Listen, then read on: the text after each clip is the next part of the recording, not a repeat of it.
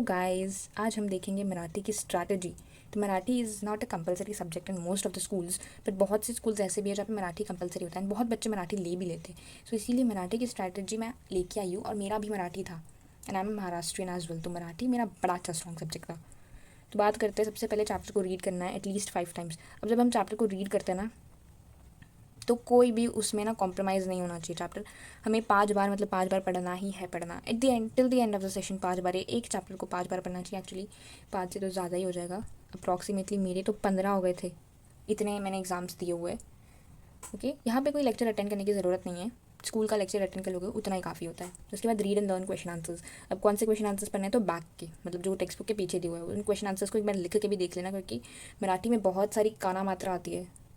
ठीक है, तो फिर वो करेक्ट है कि नहीं वो कैसे पता चलेगा, इसीलिए ज़रूर से लिख लेना। उसके बाद ग्रामर को प्रैक्टिस करना है, as it is a grammar, तो ग्रामर के लिए तो प्रैक्टिस करनी ही चाहिए। अब कौन सी बुक से प्रैक्टिस करें, तो PYQs, और PYQ को रिव्यू भी कर लेना। रिव्यू और प्रैक्टिस दोनों अलग अलग चीज़ें, ध्यान रखना। ओके, अब नोट है इंपॉर्टेंट नोट। तो आपको कोई भी नया वर्ड मिलता है तो उसे टेक्स्ट बुक में उसका मीनिंग लिख दो। ठीक है, मीनिंग यहाँ पे लिखा नहीं है। ठीक है, right the new words, meaning ज़रूर लिख लेना, वरना वर्ड्स लिख के कुछ नहीं फ़ायदा, मीनिंग लिख देना। मैं आपको एग्जांपल देती हूँ। अभी सपोज़ मेरे बुक में लिखा है तड़ जोड़।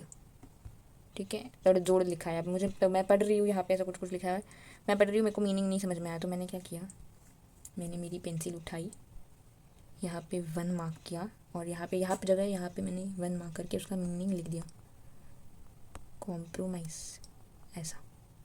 ठीक है, दिख रहा है ना, लाइक दिस। तो this is how you have to work, यही बेटर रहेगा आपके लिए। और मीनिंग लिखना मत भूलना, मैंने हटा दिया यहाँ पे, मीनिंग ही लिखना। उसके बाद क्या करना है, तो मैं नीचे चला गया, बैक क्वेश्चंस को सॉल्व कर लेना है, जो NCERT के, या NCERT नहीं रहती है, जो भी बुक रहती है उसके बैक क्वेश्चन ज़रूर सॉल्व कर लेना। PYQs को भी सॉल्व कर लेना। रिकमेंडेड बुक चैनल यहाँ पे नहीं है, मुझे तो कोई चैनल मिला ही नहीं है मराठी के लिए जो इतने अच्छे से पढ़ाता हो। और बुक भी, कोई बुक की ज़रूरत नहीं है, आप सब अपनी जो बुक दी है NCERT या जो भी है उसे ज़रूर से प्रैक्टिस कर लेना बस। क्या है ना, जो मेजर यूट्यूब चैनल्स रहते हैं ना, वो SSC बोर्ड पे फोकस करते हैं, मतलब स्टेट बोर्ड पे फोकस करते हैं, इसीलिए वो महाराष्ट्र बोर्ड पे फोकस करते हैं, इसीलिए तो ज़्यादा कुछ इतना मिला नहीं है मेरे को। एंड मुझे ज़रूरत भी नहीं पड़ी, मैंने सारे लेक्चर्स अटेंड किए थे ऑफलाइन, और मैं चैप्टर्स भी पढ़ती थी, और मुझे कोई नहीं समझता था तो मैं ऐसे मीनिंग लिख लेती थी इस क्लास में ही। तो it was all fine. And नहीं समझ में आ रहा है, कुछ नहीं हो रहा, तो एक सीधी सी चीज़ करना, गूगल खोलना, गूगल में ट्रांसलेशन खोल लेना। ठीक है, और उसको एक तो हिंदी में ट्रांसलेट कर दो, अगर आपका हिंदी है तो हिंदी कर लेना, या तो फिर कंफर्टेबल विद इंग्लिश कर लेना, और पढ़ लो। स्टोरी लाइन वैसे ही समझ में आ जाएगी, और कुछ इतना है नहीं उसमें। ठीक है, this was the English strategy, और मराठी स्ट्रैटेजी, सॉरी।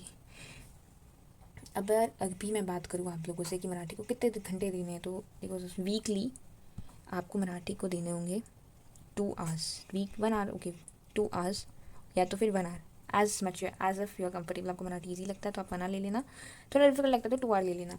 और अगर डेज की बात करें तो डेली 15 मिनट्स देने हैं सिर्फ, okay, not more than that. That's it for today guys, will meet you in the next session. Okay, तब तक के लिए बाय बाय। एंड मराठी भी लाइट सब्जेक्ट में रखना, is a very scoring subject, उसकी स्ट्रैटेजी से फॉलो करोगे तो भाई बड़े अच्छे से आपका काम हो जाएगा सारा। ठीक है, ओके, बाय।